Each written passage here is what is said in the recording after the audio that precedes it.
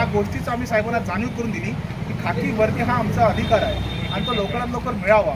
म्हणून साहेबांनी असे निर्देश दिले की आगामी आठवडाभरात साताऱ्यातील सर्व सुरक्षा रक्षकांना खाकी वर्दीचं वाटप करण्यात येणार आहे. दुसरा विषय जो आहे TDSचा, आम्ही महाराष्ट्र सुरक्षा रक्षक महासंघ ही एकमेव संघटना आहे की जिने TDSचा प्रश्न गेल्या 8 वर्षापासून लावून धरला, शासन दरबारी मांडला आणि कोर्टाकडून त्याचं एक सर्टिफिकेट आणलं आणि ते सर्टिफिकेट आपण आस्थापनेला दिलं.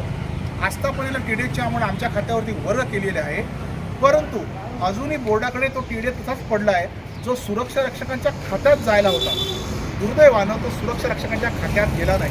त्यामुळे साहेबांना आम्ही सांगितलं की सगळ्या सुरक्षा रक्षकांना जो TDS परतावा त्यांना आहे तो दिला पाहिजे. सांगली जिल्हा सुरक्षा रक्षक मंडळाने त्याची कारवाई सुरू केली. सांगली जिल्हा सुरक्षा रक्षक मंडळाने ती कारवाई पूर्ण केली. त्या संदर्भात आम्ही निवेदन दिलं. भविष्य निर्वाह निधीचा विषय होता. मोबाईल ॲपची संकल्पना कोणी दिली तर महाराष्ट्र सुरक्षा रक्षक महासंघ आणि भारतीय मजदूर संघाच्या संकल्पनेतून